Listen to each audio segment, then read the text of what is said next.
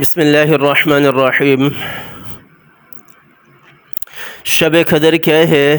اس دفعہ رمضان کے مہینے میں آیا شب قدر ہے، یا جیسا کہ علماء اکرام فرماتے ہیں کہ شب قدر کسی بھی رات ہو سکتی ہے۔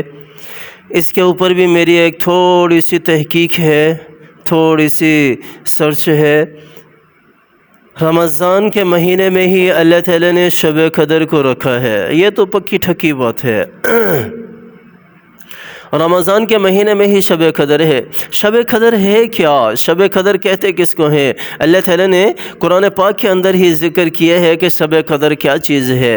اللہ تعالیٰ نے اس کی تعریف بیان کی ہے، اس کا ذکر سورۃ القدر کے اندر اللہ تعالیٰ نے بیان کیا ہے کہ شب قدر کیا ہے۔ اللہ تعالیٰ نے کیا ارشاد فرمایا سورۃ القدر کے اندر؟ اِنَّا أَنزَلْنَاهُ فِي لَيْلَةِ الْقَدْرِ وَمَا أَدْرَاكَ مَا لَيْلَةُ الْقَدْرِ لَيْلَةُ الْقَدْرِ خَيْرٌ مِّنْ أَلْفِ شَهْرٍ۔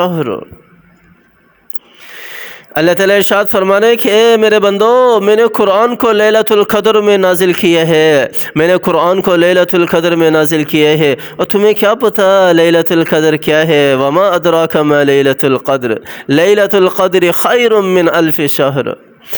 پھر اللہ تعالیٰ خود ہی بتا رہے ہیں، اللہ تعالیٰ خود ہی اپنے بندوں سے محبت کرتے ہوئے، اللہ تعالیٰ کی محبت نمایاں ہے اس آیت کے اندر، اللہ تعالیٰ کی محبت نمایاں ہے اس آیت کے اندر۔ اللہ تعالیٰ اپنے بندوں کو کیا ارشاد فرما رہے؟ لیلۃ القدر خیر من الف شہر۔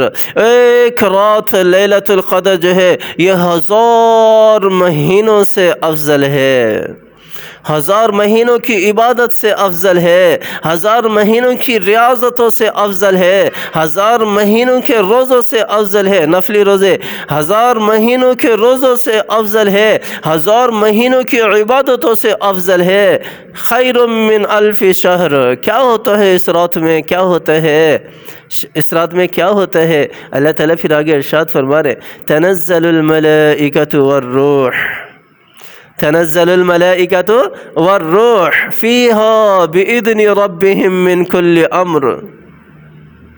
اللہ تعالیٰ فرما رہے ہیں کہ اس رات فرشتے، رحمتوں کے فرشتے نزول کرتے ہیں زمین پر، نزول کرتے ہیں زمین پر، آتے ہیں زمین کے اوپر۔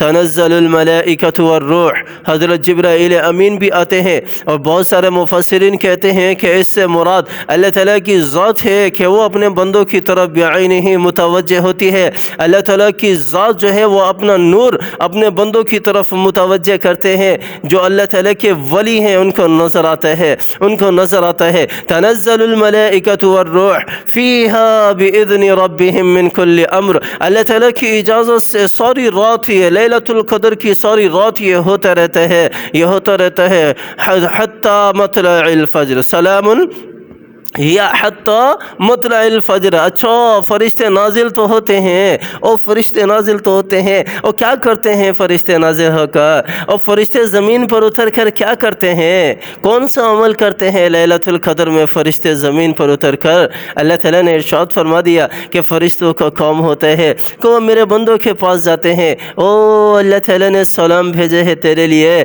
اور جو اللہ کی عبادت میں مشغول ہوتے ہیں نا، اور جو اللہ کو راضی کرنے والے ہوتے ہیں نا، اور جو اللہ کو منانے والے ہوتے ہیں نا، او فرشتے آ کر کہتے ہیں سلام سلام، سلام ہو آپ کے اوپر آپ کے رب کی طرف سے، او سلام ہو آپ کے اوپر آپ کے رب کی طرف سے، او میرا رب تیرے اوپر فخر کر رہا ہے، او میرا رب تیرے اوپر فخر کر رہا ہے۔ فاذکرونی اذکرکم واشکروا لی ولا تکفرون۔ او مجھے یاد تو کرو نا، او میں تمہیں یاد کروں گا، میں تمہیں یاد کروں گا، اور تم مجھے، آپ صلی اللہ علیہ وسلم کی حدیث بھی ہے نا، تم مجھے تنہائی میں یاد کرو گے تو میں تمہیں تنہائی میں یاد کروں گا، اور تم مجھے لوگوں میں مجمع میں یاد کرو گے، میرا ذکر کرو گے، اور میں تمہیں اس سے بہتر جو مخلوق، نورانی مخلوق ہے، ان میں تمہارا نام لے کے تمہیں یاد کروں گا کہ دیکھو میرا بندہ عبادت کر رہا ہے، اور میرا بندہ مجھے یاد کر رہا ہے۔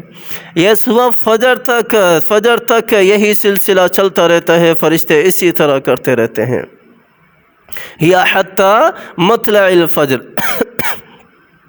یہ تو ہے لیلۃ القدر۔ لیلۃ القدر کے اندر اللہ تعالیٰ کی رحمتیں نازل ہوتی ہیں، اللہ تعالیٰ کی طرف سے برکتیں نازل ہوتی ہیں، اللہ تعالیٰ کی طرف سے اعلان کیے جاتے ہیں، ہے کوئی مغفرت طلب کرنے والا، ہے کوئی بخشش طلب کرنے والا، ہے کوئی اپنے آپ کو مصیبتوں سے چھڑانے والا، ہے کوئی اپنے رزق کے اندر برکتیں حاصل کروانے والا، ہے کوئی جو مجھ سے شفا یابی حاصل کرے میں اسے شفا یاب کروں، ہے کوئی مجھ سے بخشش طلب کرے میں اسے معاف کروں، ہے کوئی مجھ سے رحمتیں طلب کرے میں اپنی رحمتوں کی بارشیں اس کے اوپر نازل کر دوں۔ یہ اللہ تعالیٰ کی طرف سے اعلان ہوتا ہے، یہ اللہ تعالیٰ کی طرف سے اعلان ہوتا ہے شب قدر کے اندر۔ یہ تو شب قدر کا ایک منظر ہے نا جو میرے رب نے، جو میرے اللہ نے خود قرآن پاک کے اندر ارشاد فرمایا ہے۔ اور یہ شب قدر ہے کون سی رات کو؟ ہے کون سی رات کو؟ اور رمضان کی کون سی رات؟ رمضان تو 30 مہینے ہیں نا، اور ہمیں تو چاہیے کہ ہم رمضان کے 30 راتیں جو ہیں وہ اللہ تعالیٰ کی عبادت میں لگا دیں۔ یہ ایک مہینہ ہی تو ملتا ہے، یہ ایک مہینہ ہی تو ہوتا ہے، اور اللہ کو راضی کرنے کا یہی مہینہ تو ہے، اور اللہ کو منانے کا یہی مہینہ تو ہے، اور اللہ کو اپنے دکھڑے سنانے کا یہی مہینہ تو ہے، وہ اللہ کو اپنی پریشانیاں بتانے کا اور اپنے مسائل حل کرانے کا یہی مہینہ تو ہے، اپنی پریشانیاں حل کرانے کا یہی مہینہ تو ہے۔ اللہ تعالیٰ نے شب قدر کو رمضان کے مہینے میں رکھے ہے۔ یہ میرا تھوڑی سی تحقیق ہے نا، جس میں اللہ تعالیٰ نے سورۃ القدر کے اندر کیا ارشاد فرمایا؟ اِنَّا أَنزَلْنَاهُ فِي لَيْلَةِ الْقَدْرِ۔ اللہ تعالیٰ کیا ارشاد فرما رہے ہیں کہ یک بارگی رمضان کے لیلۃ القدر کے اندر اللہ تعالیٰ نے قرآن کو نازل فرمایا۔ اللہ تعالیٰ نے دوسری جگہ کیا ارشاد فرمایا؟ شہر رمضان الذی انزل فیہ القرآن، کہ رمضان کا مہینہ ہی وہ مہینہ ہے جس میں اللہ تعالیٰ نے قرآن کو نازل فرمایا۔ لیلۃ القدر میں قرآن کو نازل کیا، رمضان کے مہینے میں قرآن کو نازل کیا۔ یہ بات سمجھ میں آ گئی کہ لیلۃ القدر رمضان کے مہینے میں ہے۔ اب رمضان کے مہینے میں تلاش کریں کون سی رات میں ہے۔ آپ صلی اللہ علیہ وسلم کی احادیث ہمیں ملتی ہیں، آپ صلی اللہ علیہ وسلم کی روایات ہمیں ملتی ہیں، آپ صلی اللہ علیہ وسلم کی احادیث کی روشنی میں آپ صلی اللہ علیہ وسلم نے فرمایا ہے کہ لیلۃ القدر کو رمضان کے آخری عشر میں تلاش کرو۔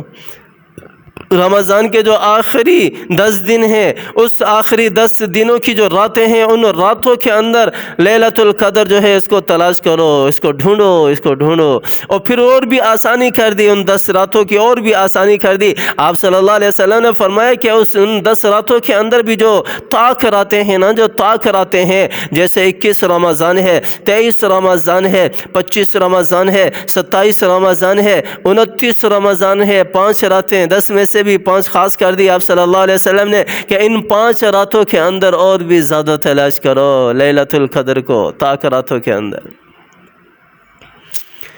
تو میرے بھائیو، دوستو، بزرگوں، یہ لیلۃ القدر کوئی عام رات نہیں ہے، کوئی عام رات نہیں ہے۔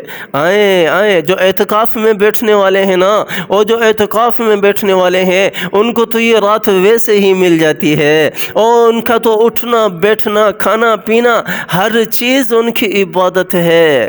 وہ انہوں نے اپنے آپ کو مسجد کے اندر وقف کر دیا، اپنے آپ کو اللہ کے لیے وقف کر دیا، اور 10 دن 10 راتیں وہ سب کچھ چھوڑ کر آگے مسجد کے اندر اللہ کو راضی کرنے کے لیے۔ ان کو تو بیٹھنا بھی آپ صلی اللہ علیہ وسلم کی حدیث کا مفہوم ہے نا کہ معتکف کا ہر عمل عبادت ہے، ہر عمل عبادت ہے۔ اس کو سونا بھی عبادت ہے، اس کا ذکر و اذکار کرنا، اس کا بیٹھنا، اس کا ہر عمل، لیٹنا، چلنا پھرنا، دیکھنا، ہر چیز، ہر وقت، ہر عمل اس کا عبادت شمار ہوتا ہے۔ اور معتکف کو تو ویسے ہی یہ رات مل جاتی ہے، اور جو اعتکاف میں نہیں بیٹھتے نا، اور جو کسی عذر کی وجہ سے، کسی مجبوری کی وجہ سے نہیں بیٹھ سکتے، تو انہیں چاہیے کہ وہ رمضان کے آخری عشرے میں اس رات کو تلاش کریں، اور آخری عشرے کی بھی طاق راتوں کے اندر اس رات کو تلاش کریں، اور اللہ تعالیٰ کو منانے والے بنے، اپنی پریشانیاں حل کروانے والے بنے، آخرت کی زندگی اللہ تعالیٰ سے مانگنے والے بنے، جو ہمیشہ کی زندگی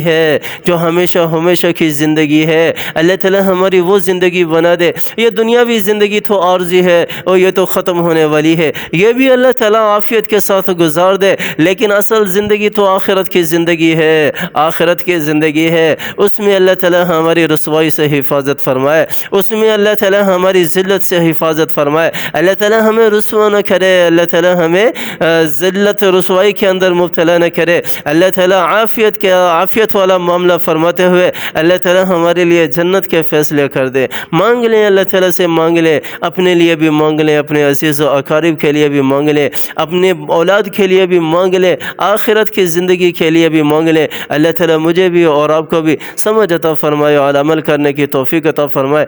آمین ثم آمین، وآخر دعوانا ان الحمد للہ رب العالمین۔